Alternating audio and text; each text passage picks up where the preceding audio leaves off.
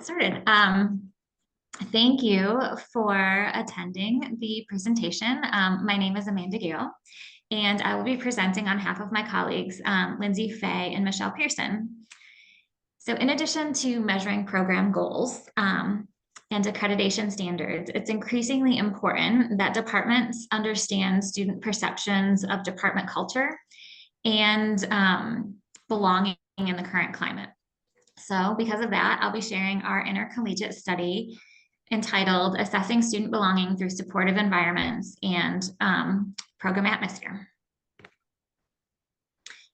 So student belongingness is important for all students, but especially for those who are first generation, as they have a higher likelihood of dropping out of four-year programs. And belongingness really refers to a sense of connection with one's university, but it can also be a sense of connection with one's program. And at four-year institutions, a stronger sense of belonging can lead to higher rates of academic success.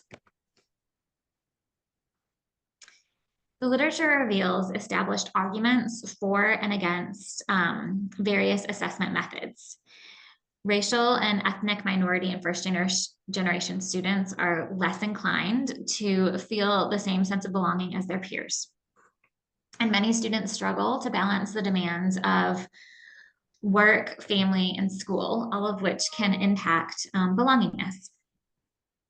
In 2018, 43% of students, full-time undergraduate students, worked within the US. They were employed. So working while in college is going to be more challenging for those students who are in studio-based programs like interior design, landscape architecture, urban design, and interiors. So when looking through the last decade of IDEC, which is the Interior Design Educators Council's proceedings, and the Journal of Interior Design, no studies or investigations can be found regarding the development or use of exit surveys for interior design students. And interior design students spend more contact hours than other disciplines within their faculty and within the classrooms. In addition, interior design students they're often expected to work inside the studio settings outside of class time. So they spend a lot of time within the building and within the space. So resources are very important. Therefore, gathering information on student experiences related to studio culture, student morale, ability to access resources, and challenges balancing educational and personal life are critical.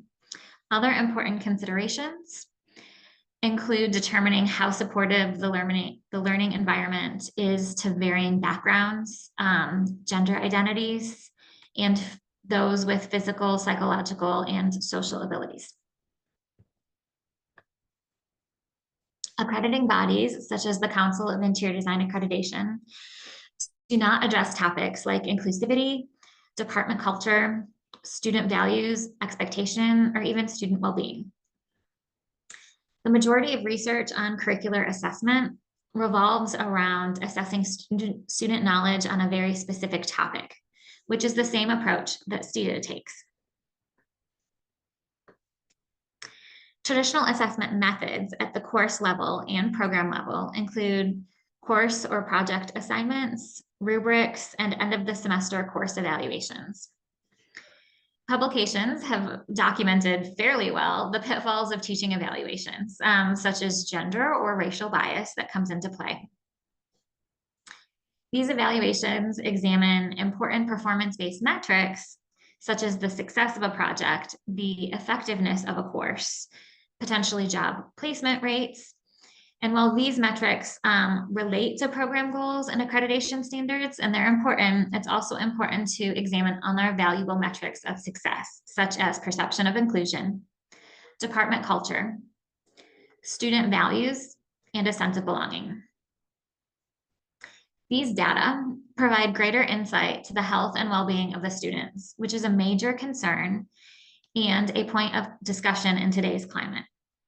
Research has shown that when students have a sense of belonging, there is improved well-being.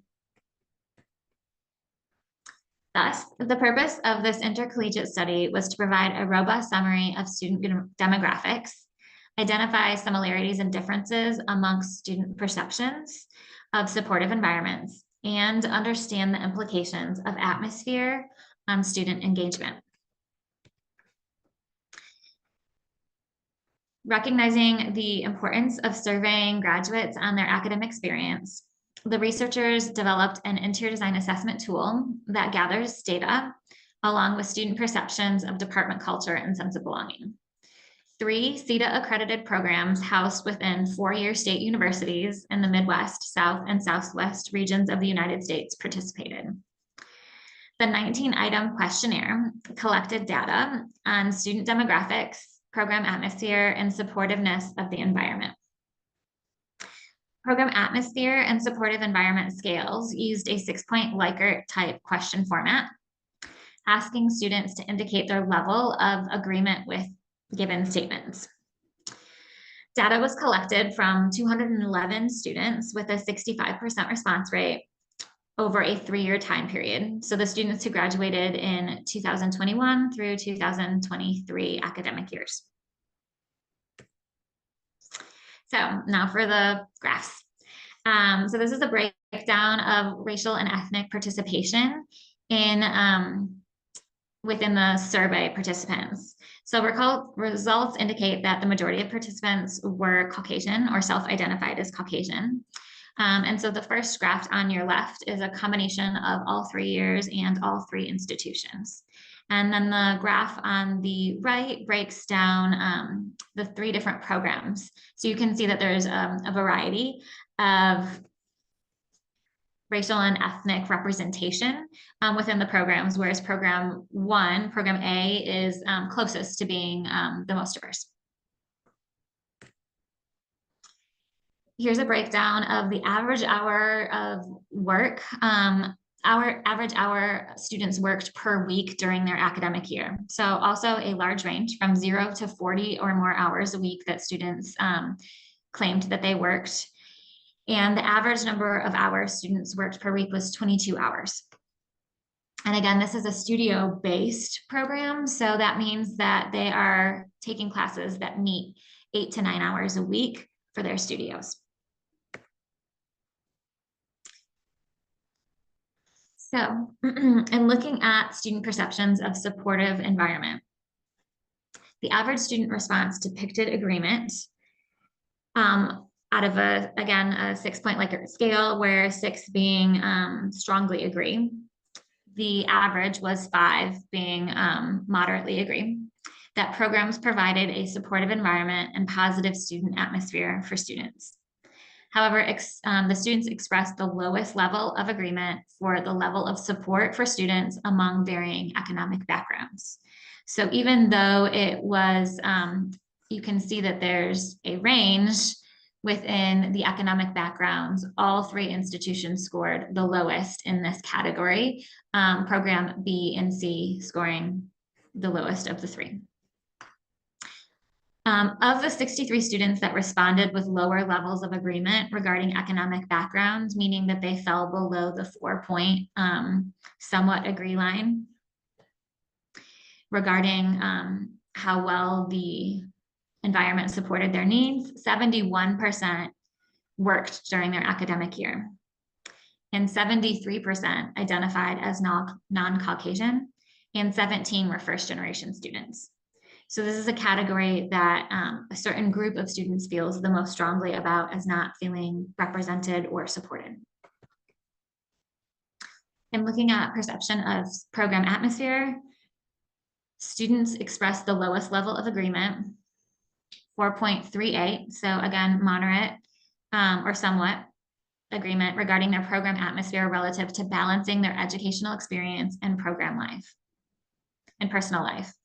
Of the 69 students that responded with lower levels of agreement, again, 73% worked, 44% self-identified as non-Caucasian, and 15% were first-generation students. So when you group everybody together, you start to lose a specific voice That's important when talking about diversifying education and disciplines, and it's important to break that out. So doing exit surveys helps that if you can collect data at a smaller level. So the overarching and expanded goal of this research is to create an instrument that can provide a more thorough examination of interior design education, evaluating more than just performance-based metrics like how well they know a certain topic. Our survey is unique in that it aims to also include the role of inclusivity, department culture, and student values and expectations. This information is valuable to interior design educators because it can help identify strengths, weaknesses, and areas for improvement. Additionally, this information is important to accrediting bodies such as CETA, as this is not an area that is currently being evaluated when they certify or accredit a program. This project has the potential to significantly impact the state of interior design education. It's our future aim to provide educators with an instrument that expands the department exit survey beyond program goals and accreditation standards by allowing faculty to identify problems and areas for improvement, make evidence-based decisions, and compare findings from their own program to other programs across North America. The findings from this project may also lead to partnerships with professional organizations who have student members. Programs and educators who utilize this survey will gather key information that can help their own programs with accreditation, alumni relationships, departmental annual reviews, and assessing student experiences. Ultimately, design programs have an obligation to ensure that all students can succeed. Additionally, there may be factors that contribute to the success of a student. By taking a longitudinal approach to design education and student success, the researchers aimed to provide educators with the data needed to cultivate a sense of belonging and support amongst the student population. Thank you.